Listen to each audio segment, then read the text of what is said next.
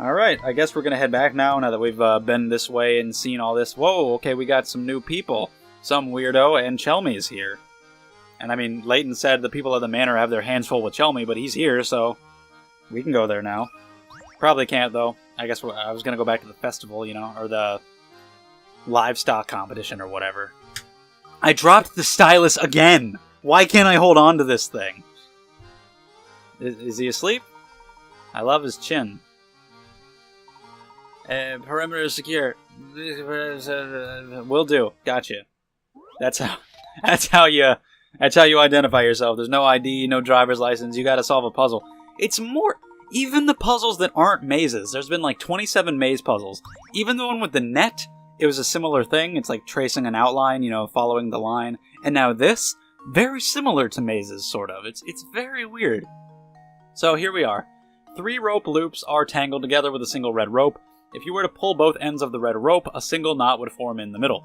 Can you figure out how many of the rope loops could get caught in this knot when it forms? I hate puzzles like this. I am so bad at visualizing something like that. I'm really bad at it. Even if a loop appears to have been pulled into the knot, you shouldn't count it in your answer if you can pull the loop free of the red rope with a tug. If you say so, man. I am not good at this kind of thing. So, oh shit. I feel like... I mean, you've only got 3. The blue, the yellow, and the green. So, I don't think the yellow one would. I think that one could get out. I mean... none of them look all that particularly tangled up in there. But I'm really bad at this kind of thing, so I don't trust anything that I'm thinking. Give me a hint. Carefully study how the ropes are wrapped. Evidently, in at least a few places, the ropes may appear entangled, but can actually be removed easily. God damn it, the first hint is always nothing.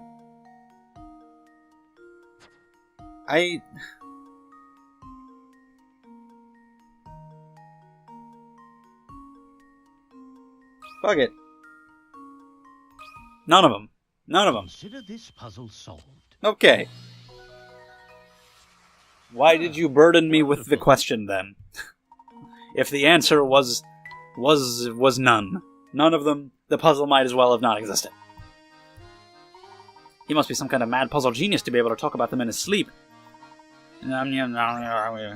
Great. Got a lot out of that guy. What's up with you, Chelmy? It's Inspector Chelmy. Well, look who it is. Hello, Inspector. Are you returning from the Anderson estate? I don't know where you get your information, Layton, but you're as sly as a fox. As a matter of fact, I was just there, but the servant said Mr. Anderson himself wasn't home. They said the bloke is off presiding over some livestock competition. A likely story, I'm sure. Well, that's where I'm going. I'm curious, what connection do you see between Mr. Anderson and the case you're investigating? Not that it's any of your business, but perhaps you can be of help. I'd heard rumours the bloke had tried to find this Legion box in the past, so I went to talk to him. But when I got to the house, his butler told me he wasn't home and that I should leave. Can you believe it? I bet you a tenner he was just pretending to be out. A tenner? Is that like $10? Like a $10 bill? I went out of my way to see the man. The least you could do is offer me a proper cup of coffee. But why would Mr. Anderson be interested in the Elysian box in the first place? It's anyone's guess, Luke. We won't know until we can ask him in person. I guess we'd better head over to the livestock competition that Mr. Anderson is judging. Fine, let the blasted bloke judge his precious livestock competition then. I won't be there. What a great detective. As far as I'm concerned, the whole thing's a frivolous distraction for the rich. Speaking of which, I can only assume his obsession with the box stems from the excess of time and money on his hands. If you see anything that might help his investigation, report it to me straight away, you hear? We're always happy to cooperate, Inspector. Now please excuse us. Sure, off you go. Come along, Barton, we've work to do. You go do that, Barton. You go along. Alright, so head to the place where I was already headed. Will do. But I know Chelmy won't be there because he's the best. So good at his job.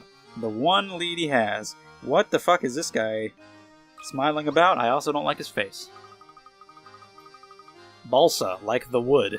I'm in a tight spot. I wanted to make a clean cut in this board, but I botched it kinda bad. Pretty much useless as is. Can you think of a way to turn the pieces into a solid square? You're just asking me, you just gave me the fucking instructions for the puzzle. Out in the open, and it's board splitter 1, so there's a couple of these, I guess. So yeah, you've decided to cut it into 2 pieces and rejoin these pieces to form a square. Assuming you aren't allowed to flip either of the pieces over, where should you make the cut in order to achieve the above? This is actually seemingly really simple. It should just be... Wait. It says,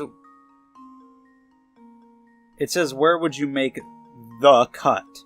I can make multiple cuts, can't I?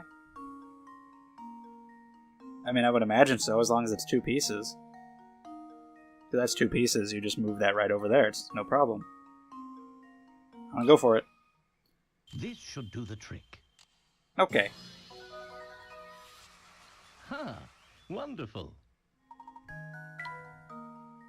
You couldn't figure that one out, Balsa? You're a disgrace to your namesake. That camera is coming along nicely.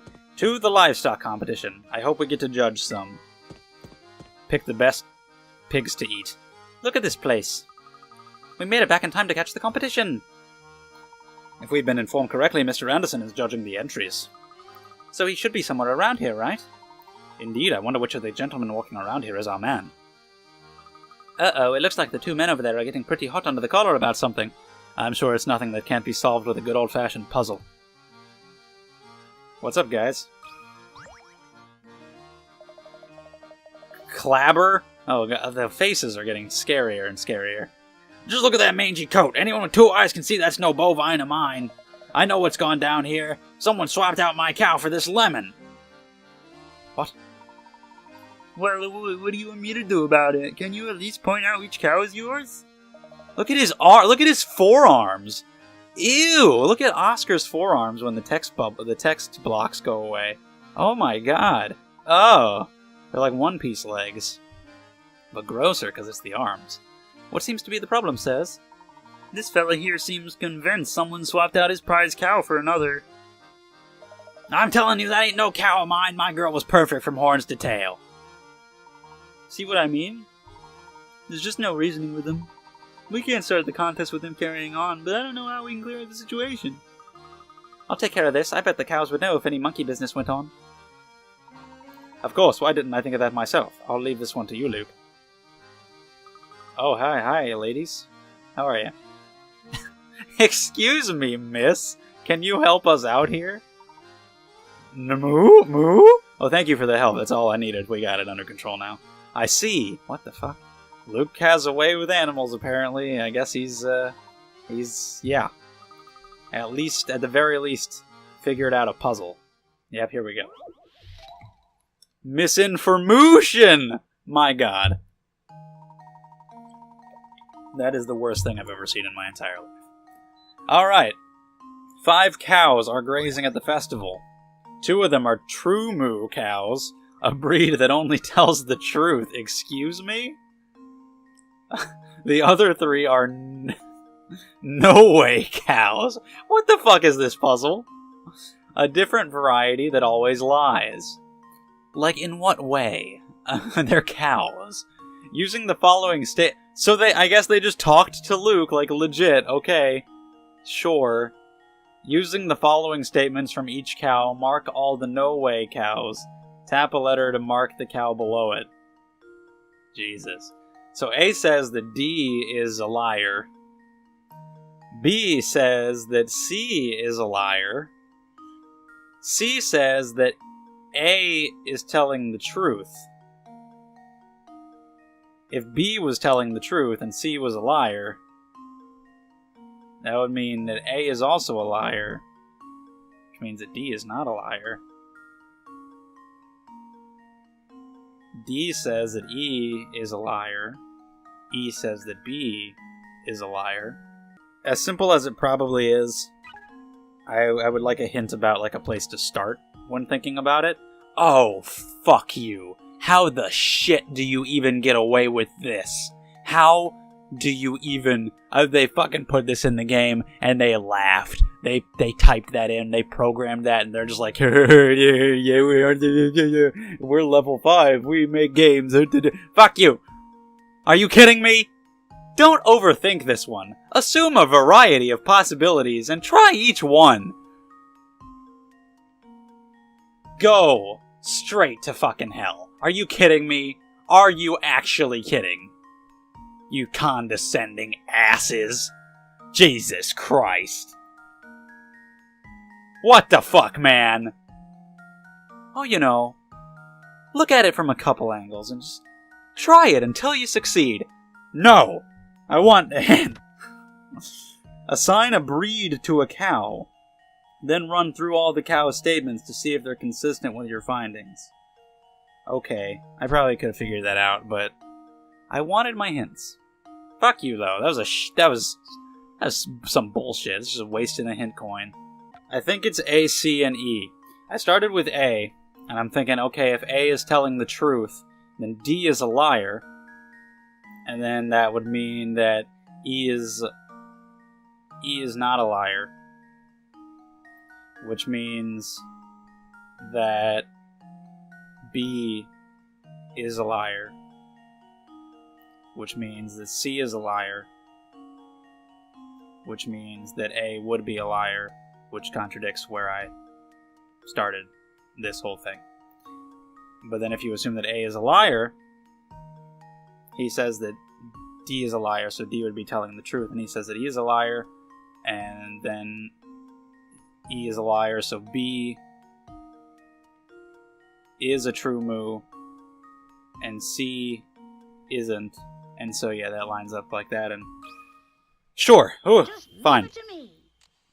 That first hint, though, man, that was some, oh man.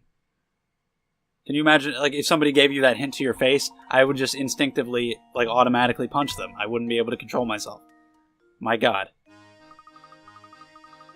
Sure. Look at his face!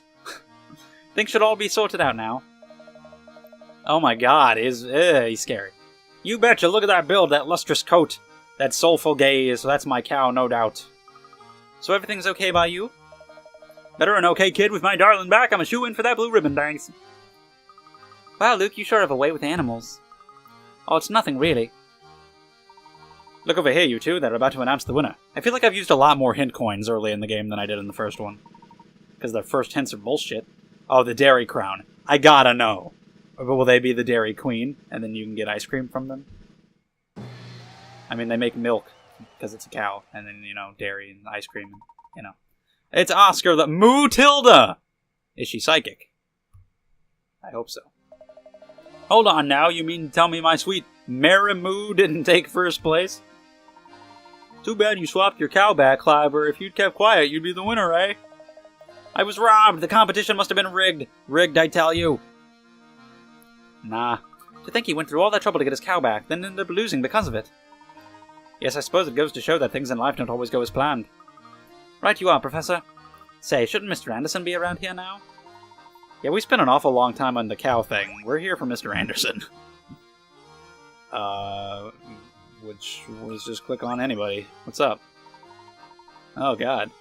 Are you half dog? The nose. The noses! They never get better. Yeah, dude, I'm cool as shit. Puzzle Master Extraordinaire. A change of clothes. Men A, B, and C each started off with pants and shirts of a single color. A wore red, B wore blue, C wore white. Then they were blindfolded and swapped items of clothing. After they took off their blindfolds, here's what they said. So it's kind of a similar puzzle. A says that no one's shirts and pants match. Before I read that stuff, what's the actual question? Change their clothing by tapping on them. Okay, so arrange them. So, okay, just like that. Arrange them to what they should be, and the top picture shows what they started as. Okay, so A says that nobody's shirts and pants match. So everybody's going to change at least one article of clothing. B says C is the only one of us who didn't keep any of his original clothes. Okay. And C says, I don't know if I like these red pants. So he's got red pants. Good to know. They don't say that... They don't... Okay, they said that C didn't keep any of his original clothes. and nobody's shirts and pants match. So he has a blue shirt. So C is done. A and B both got to keep one of their articles of clothing. But they don't match. I mean, you can only have one of each, obviously. I was wondering about that, but that would be the case because they are literally trading clothes, so you can't have two pairs of red pants. You gotta have one of them having white pants. Would that be fine? I guess that's gotta be it. Consider this I like that kind of puzzle. That's cool. Pretty simple. And there we have it. 1,000! Fantastic. Oh my god, they're glorious. Look at those guys. What badasses. There's nothing tackier than when your shirt and pants don't match. That's fashion rule number 1. Rule number 2, no one can pull off sequins. But with that sweet suit of yours, you're golden. No swanky nightclub will turn you away. I guarantee it. If you say so, buddy. If you say so. What's up with everybody else around here? Who's Mr. Anderson and what am I? Oh, hey. I mean, there's really nobody. No. There's really nobody else. There's nothing else going on. Should I leave? Oh, okay. Whatever. Oh, what the? Hey there, fellows. We've never met before, have we? I heard you chatting about Mr. Anderson and thought to myself, hey, I can help. Here, I'll point him out. Or you'll give me a fucking puzzle. Is it the guy that I said it was? Well, the guy with the wig is not here in this puzzle. Just judging by the look of the picture, I would imagine it's the guy on the bench that's not in the purple. But that's just a random guess. I just saw Mr. Anderson around here a minute ago. He shouldn't be too hard to spot with that beard and hat. Okay, well, that guy does not seem... Well, does he? Okay, yeah, he does. The beard kind of blended in the suit, but yeah, that's definitely a beard. Can I draw on this? Okay, I can cross him out. Well, no, I'm not sure. God damn it. I wish they gave me more freedom for what I can do on the bottom screen. I wish I could just cross people out, but no, it's taking that as trying to, do a circle. I wish I could just... Yeah. Whatever. So he's got a beard and a hat. He always looks spiffy with his cane and the dapper little bow tie. He doesn't wear glasses. Okay, well, my second guess after the one sitting on the bench was this one over here, and that's him. And now to test my theory. It looks like he's being followed around by some little dude. What's with that? Hello? Where's this mouth?